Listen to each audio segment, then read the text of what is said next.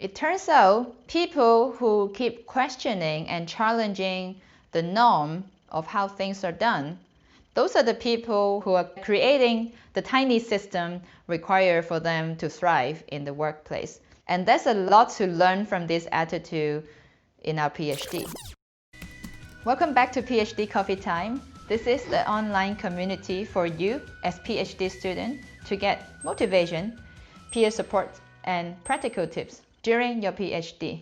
I've been reading this book by Adam Grant. The book talks about a phenomenon that employees who are using a Firefox or Chrome browsers are less likely to quit the job than those people who use Internet Explorer or Safari. Let's talk about why. First of all, this is not a video sponsored by Chrome or Firefox, but the research has shown if you are more intentional about how you are doing certain things and you question the status quo on how things are done, you're more likely to be satisfied at work and you're more likely to keep pushing during the hard time. This is discussed in this book original about people working in sales marketing. They are typically high turnover sectors. It turns out the determining factor of people who stay for a longer time at the job are the people who take the second step. They ask the question whether there are better ways to do things. That's an example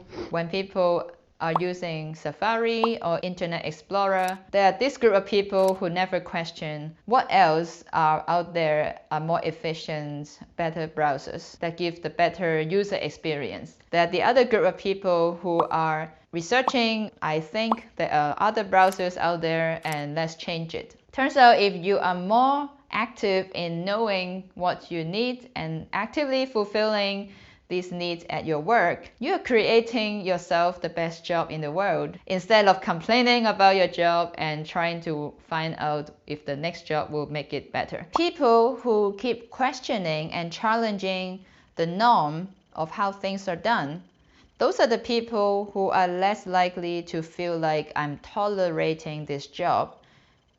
But in fact, they are the people who are creating the tiny system required for them to thrive in the workplace. And there's a lot to learn from this attitude in our PhD. So today, I'd like to talk about all my browser add-in buttons that I found useful for PhD. And I already reviewed some of the application for PhD studies, but today specifically, if you are a Chrome user, and you are those people who question the status quo, this video is made to increase your effectiveness at work.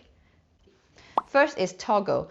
I didn't know that Toggl actually has an add-in browser button until now. And it also comes with a Pomodoro options if you are those workers who like to get a break every 25 minutes, every 50 minutes. I don't want you to go and download 10 Chrome extensions after watching this video, because this is not the point.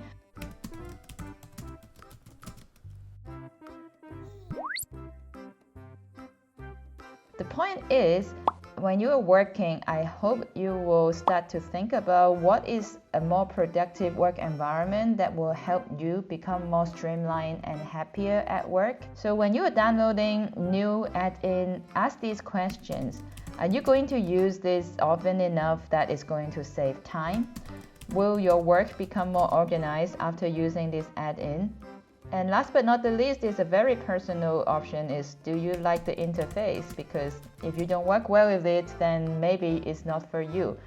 I hope this video is a good glimpse at how you could optimize your Chrome browser so that it does the most powerful job for your research. If you are new to Chrome browser or not familiar with Chrome extension, this is just a really quick recap. If you Google Chrome extension, the first suggestion is the web store. Then you can type in any keywords that I have spoken about in this video. For example, I'm going to show you the Toggl button, and you can just search the keyword Toggl here and you will be able to download it for your Chrome browser. It also comes with some instructions and make sure the features are applicable to what you want to do. In fact, after the recording of this video, I've noticed new tricks with the toggle button that I should really have spoken about. I was surprised actually toggle button has integration with many productive software such as Trello, Slack, Asana, Notion. You can explore the way to integrate toggle button to Trello, for example. This is a wonderful news.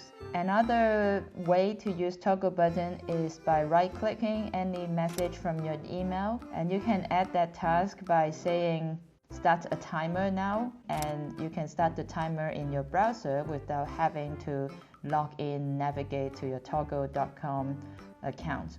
And if you are a Pomodoro user, you can see they have options to remind you when it is time for you to take a break. Well, my English is not native, as you can hear, and I've been using the Google Dictionary to my advantage, because what you could do is you can highlight a text. When you don't understand the word, it gives you the dictionary definition. Save you time to type the word definition on Google every time. There are many dictionary options, and I really like Google Dictionary. One way to distinguish if your app is more stable than the other is to look at how many 5-star, 4-star that is given. And the number of this review is also my way of determining which one is a better add-in. You can highlight any word when you're reading an article on Chrome browser to know the definition of the English word. If it is more specific to a product or services, like Gmail, it will tell you that this is a service by Google, give you the context of why this word exists, or if this is a brand.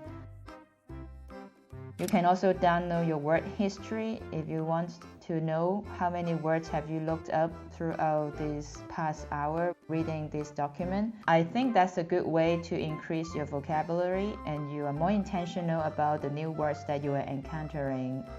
Activating this word history is really exhausting over a long time, but I think if you can do 3 hours of intensive reading sections, that will give you the best effect.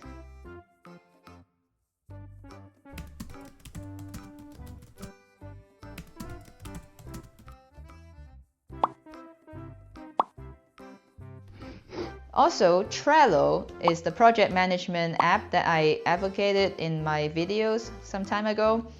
You can also have a button on your browser that you can go back to your Trello page in just one click.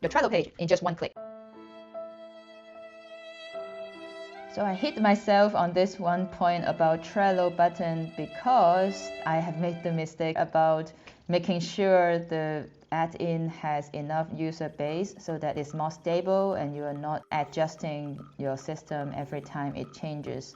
Trello, to me, it's a great site to do project management, but I failed to find a good enough Chrome add-in for recommendation because there are many of them and none of them are used really often by any of the users. So I think it's best to just use the website instead of the Chrome add-in.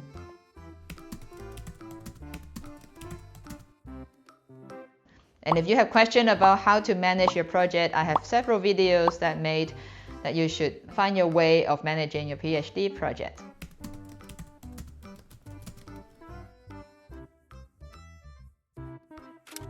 One tab is a highly underrated button because you can have one button and you can condense all of your tabs. If you are a fan of the Pomodoro session and you just want to check out right after a certain time, that's perfect for you because when you hit the break, you just need to click one button on one tab. All the browser containing bookmark will be there the next time when you're ready to see them.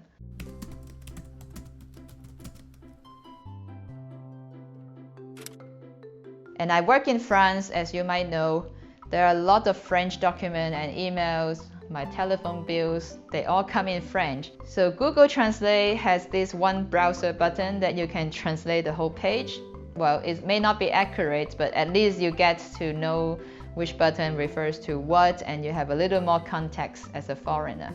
Sometimes it's easy to copy and paste a chunk of text by email. It may not be as obvious when you are working with an interface of Word. So Google Translate, you saved my life in France.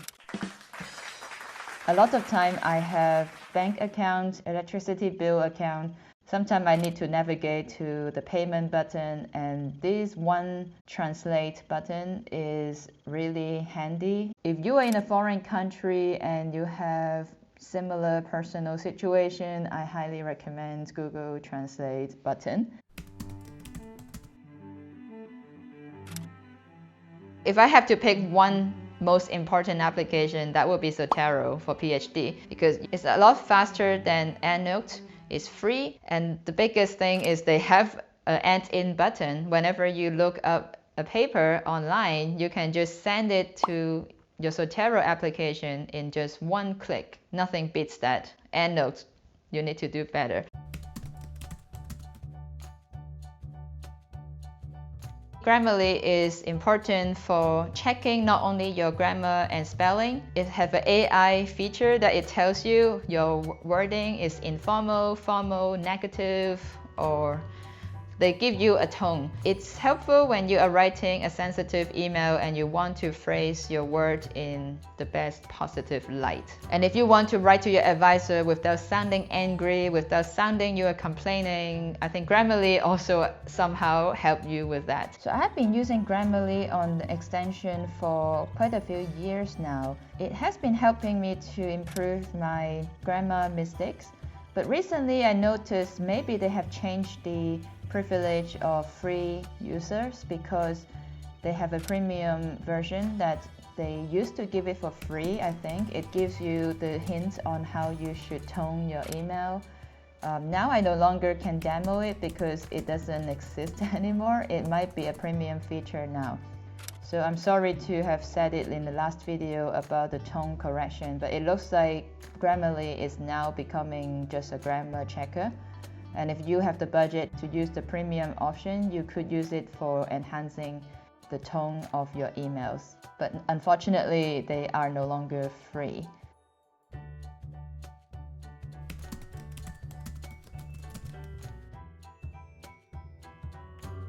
Now, if you also use ad blocker on the browser, I would really appreciate that you deactivate it when you watch my videos on YouTube. Because did you know videos on YouTube don't get paid when ads are blocked? As a way you can support this channel is to deactivate your ad blocker when you are viewing YouTube. You are going to support all of these original videos producers by viewing an ad by YouTube. Guys, that's it. That sums up my suggestion of what are the Chrome add-in for PhD studies. I hope these are helpful. Thank you for watching, and I'll see you the next time.